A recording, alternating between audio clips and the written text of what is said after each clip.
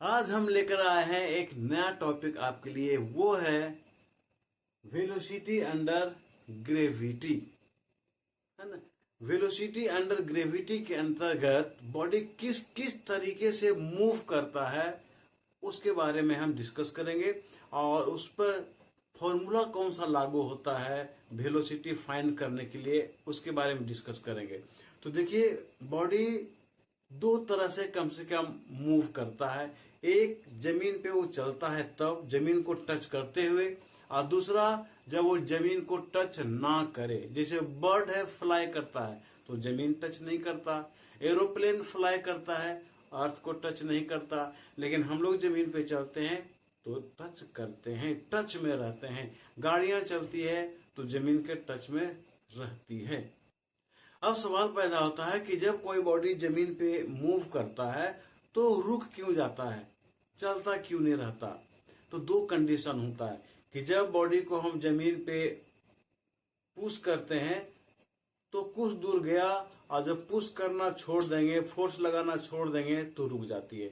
दूसरा कंडीशन होता है कि जब हम बॉडी पे फोर्स लगा रहे हैं तो बॉडी कुछ दूर जाने के बाद रुकता है, लेकिन रुकता है। उसका क्या कारण है? दो कारण है इसका। एक, बॉडी जो जमीन पे मूव कर रही है तो बॉडी के सरफेस और अर्थ का सरफेस में फ्रिक्शनल फोर्स के कारण।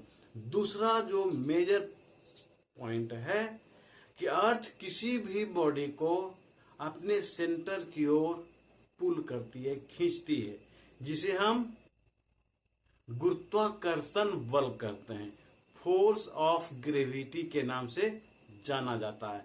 तो बारी बारी से हम चलिए देखते हैं कि बॉडी जमीन पे मूव कर रहा है तो उसके साथ मोशन को फाइंड करने के लिए, डिस्टेंस को फाइंड करने के लिए कौन सा फॉर्मूला यूज करेंगे। तो मान लेते हैं कोई बॉडी है जो ए पॉइंट पर है, यहां से चलना शुरू किया रेस्ट से, यानी इनिशियल वेलोसिटी है वो 0 है, रेस्ट से चलना शुरू किया और बी पॉइंट को क्रॉस करते हुए जा रहा है। तो उसमें इनिशियल वेलोसिटी v होगा और t टाइम के बाद उसका फाइनल वेलोसिटी v हो गया। और चूंकि बॉडी रेस्ट से चलना शुरू किया है तो उसका वेलोसिटी तो इंक्रीज करेगा। तो अगर वेलोसिटी इंक्रीज कर रहा है तो उस बॉडी में एक्सीलरेशन प्रोड्यूस होगा। वो एक्सीलरेशन मान लिया a, ठीक है। तो ये जो 1, 2, 3, 4 टर्म आया, इसको फाइंड आउट करने के लिए हमारे पास 3 फॉर्मूला है। पहला फॉर्मूला है v equal to u plus a t. अगर हमको बॉडी का फाइनल वेलोसिटी निकालना है तो इनिशियल वेलोसिटी दिया हुआ रहेगा, एक्सीलरेशन दिया हुआ रहेगा, टाइम दिया हुआ रहेगा। मतलब फाइनल वेलोसिटी हम इससे निकाल सकते हैं, इनिशियल वेलोसिटी भी हम इससे निकाल सकते हैं, एक्सीलरेशन और टाइम t ये भी निकाल सकते हैं। अगर ये 1, 2, 3, 4 टर्म में से कोई भी 3 दिया हुआ हो तो एक टर्म हमें मालूम हो जाएगा। अब स्पेशली डिस्टेंस को फाइंड करने के लिए कौन सा फॉर्मूला है, तो ut plus half eighty square. इसी के जैसा यहाँ भी कंडीशन है। इससे हम एक्सीलरेशन भी निकाल सकते हैं, टाइम भी निकाल सकते हैं, इनिशियल वेलोसिटी भी निकाल सकते हैं। ये डिपेंड करता है कि क्वेश्चन में क्या दिया हुआ है। थर्ड इक्वेशन है v square equal to u square plus 2as, ठीक है। तो इसे हम फाइनल वेलोसिटी भी निकाल सकते हैं, इनिशियल वेलोसिटी भी निकाल सकते हैं, एक्सीलरेशन भी निकाल सकते हैं और distance cover by the body भी निकाल सकते हैं। ये डिपेंड करता है कि क्वेश्चन में क्या दिया हुआ है। तो यहाँ एक चीज ध्यान देना है कि जब कोई बॉडी जमीन को टच करते हुए मूव करती है उस समय बॉडी में जो एक्सीलरेशन प्रोड्यूस होता है उसको हम a से लिखते हैं, और इस एक्सीलरेशन का वैल्यू होता है 9.8 मीटर पर सेकेंड स्क्वायर। आइए अब हम दूसरा पॉइंट देखते हैं कि जब कोई बॉडी अर्थ पे मूव ना कर रहा हो, अर्थ को टच करके मूव ना कर रहा हो, तो कौन सा फॉर्मूला यूज करेंगे। अब देखिए, वेलोसिटी अंडर ग्रेविटी का दूसरा कंडीशन, इसमें क्या है कि कोई बॉडी है जो कुछ ऊंचाई से, कुछ हाइट से उसको स्वतंत्र रूप से नीचे की ओर गिराया जाता है, ठीक है। तो फ्री फॉलिंग बॉडी है, बिना रोक टोक के वो स्वतंत्र रूप से अर्थ पे गिर रही है कुछ ऊंचाई से।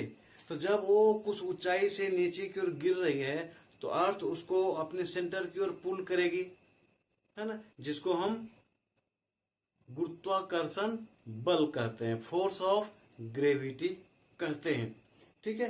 तो उस समय क्या होता है कि जैसे जैसे बॉडी अर्थ की ओर आती है वैसे वैसे उस बॉडी में उसका वेलोसिटी बढ़ते जाता है, लेकिन डिफिनिट टाइम में डिफिनिट रेट से बढ़ता है, जिस वजह से इसमें जो एक्सीलरेशन प्रोड्यूस होता है वो कांस्टेंट होता है, निश्चित होता है। और इस एक्सीलरेशन को स्मॉल लेटर जी से लिखते हैं, इसको कहते हैं एक्सीलरेशन ड्यू टू ग्रेविटी, है ना, एक्सीलरेशन ड्यू टू ग्रेविटी। और इसका वैल्यू होता है 9.8 मीटर पर सेकेंड स्क्वायर। हालांकि ये जो वैल्यू है 9.8 मीटर पर सेकेंड स्क्वायर वो प्लेस टू प्लेस वेरी करता है, ये कांस्टेंट नहीं है। लेकिन यहाँ एक चीज ध्यान देना है कि बॉडी का जो वेलोसिटी है वो नीचे की ओर एक डायरेक्शन में है, और एक्सीलरेशन जो प्रोड्यूस हो रहा है उसका भी डायरेक्शन नीचे है। और वेलोसिटी और एक्सीलरेशन ड्यू टू ग्रेविटी दोनों का डायरेक्शन सेम है, नीचे की ओर। इसलिए ये जो एक्सीलरेशन होगा वो पॉजिटिव होगा, है ना। पॉजिटिव होने के कारण इस फॉर्मूला में हमने प्लस साइन यूज किया है, और एक्सीलरेशन ए के जगह पर जी यूज किया है। जब कोई बॉडी जमीन पे मूव करती है तो उसका एक्सीलरेशन ए से इंडिकेट किया जाता है, लेकिन जब कोई बॉडी अर्थ को टच नहीं करती है या मूव कर रही है तो उसका acceleration due to gravity small g होता है। इसलिए यहां देखिए ए के जगह पर हमने जी लिखा है। और दूसरा डिस्टेंस कवर करने की बात है, तो अर्थ पे बॉडी डिस्टेंस कवर करता था, तो यहाँ डिस्टेंस होगा वो हाइट हो जाएगा, इसलिए एस के जगह पर एच लिया जाता है। तो यहाँ पर बॉडी का initial velocity, final velocity, acceleration या टाइम टेकन, ये सब फाइंड करने के लिए कौन सा फॉर्मूला होगा, तो यहाँ पर देखिए ये फॉर्मूला है, v equal to u plus a t के जगह पर होगा जी टी, ये, और ये पॉजिटिव है इसलिए प्लस साइन हुआ। और s equal to u t plus half a t square होता है, इसके जगह पर होगा h equal to u t plus half g t square. h है वही हाइट है और g है वो एक्सेलरेशन है। थर्ड इक्वेशन है v square equal to u square plus 2gh। यहाँ पर क्या था पहले, v square equal to u square plus 2as, a के जगह पर हो गया g और s के जगह पर हो गया h। ये हाइट, कितना डिस्टेंस बॉडी कवर किया। एक चीज यहाँ पर और ध्यान देना है कि कोई बर्ड अगर फ्लाई कर रहा है, कोई एरोप्लेन अगर फ्लाई कर रहा है तो वहां भी यही फॉर्मूला लागू होगा। अब थर्ड कंडीशन यहां देखते हैं क्या, कि कोई बॉडी है जिसको नीचे से ऊपर की ओर थ्रो किया गया है। इसके पहले हमने देखा था कि बॉडी ऊपर से नीचे की ओर आ रहा है, अब देखते हैं कि नीचे से बॉडी ऊपर की ओर जा रहा है। तो क्या होता है, किसी बॉडी को हम ऊपर की ओर उछालते हैं तो कुछ दूर जाने के बाद वो फिर वापस नीचे की ओर गिरने लगता है, क्योंकि अर्थ किसी भी बॉडी को अपने सेंटर की ओर पुल कर रही है, जिसको हम कहते हैं गुरुत्वाकर्षण बल, फोर्स ऑफ ग्रेविटी या ग्रेविटेशनल फोर्स। अब देखिए इस बॉडी को ऊपर की ओर थ्रो किया गया, फेंका गया, लेकिन जैसे जैसे बॉडी ऊपर की ओर जा रहा है उसका वेलोसिटी डिक्रीज करता है, कम होते जाता है, और जो डिक्रीज करने का रेशियो है वो भी डिफिनिट है, डिफिनिट टाइम के साथ डिफिनिट रेट से वेलोसिटी कम हो रहा है। तो इसका मतलब क्या होगा, इसका जो एक्सीलरेशन होगा वो निगेटिव होगा, क्योंकि वेलोसिटी कम हो रहा है, फाइनल वेलोसिटी कम हो रहा है इनिशियल वेलोसिटी के कंपेयर में, क्योंकि जैसे जैसे बॉडी ऊपर जा रहा है वेलोसिटी कम हो रहा है और फाइनली फिर वापस लौटेगा। तो इस बॉडी पे दो फोर्स काम कर रहा है जिसके कारण बॉडी का वेलोसिटी कम हो रहा है, वो है ग्रेविटेशनल फोर्स अर्थ उसको नीचे पीछे की ओर खींच रही है, यानी अपनी ओर खींच रही है, और बॉडी अर्थ से दूर जाना चाह रहा है, ऊपर जाना चाह रहा है।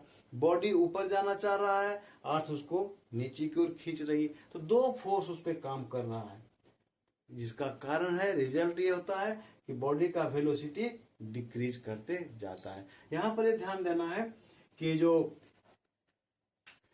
बॉडी के वेलोसिटी में जो चेंज हो रहा है, बॉडी का वेलोसिटी डिक्रीज कर रहा है, तो ये डिक्रीज करने के कारण जो एक्सीलरेशन प्रोड्यूस होगा वो एक्सीलरेशन ड्यू टू ग्रेविटी कहलाएगा, और वो एक्सीलरेशन निगेटिव होगा। और ए एक्सीलरेशन का जो वैल्यू है, यानी जी का जो वैल्यू है 9.8 मीटर पर सेकेंड स्क्वायर, ये प्लेस टू प्लेस वेरी करता है, यानी ये कांस्टेंट नहीं है। तो acceleration due to gravity negative होने के कारण हमने यहाँ देखिए नेगेटिव साइन दिया है, क्योंकि जी का वैल्यू क्या है, निगेटिव है।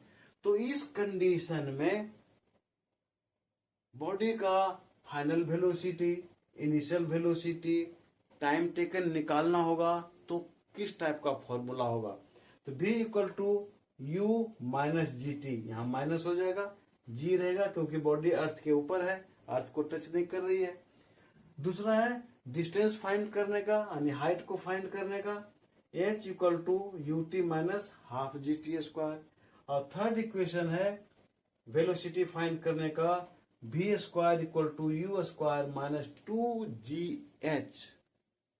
ठीक है, तो इस तरह से हमने क्या देखा कि जब कोई बॉडी अर्थ को टच नहीं करती है तो उसका एक्सीलरेशन g लिया जाता है, और s के जगह पर h इस्तेमाल करते हैं। तो मैं समझता हूं ये तीनों टॉपिक आपको अच्छी तरह से समझ में आया होगा। फिर मिलते हैं हम एक नए टॉपिक के साथ, लेकिन तब तक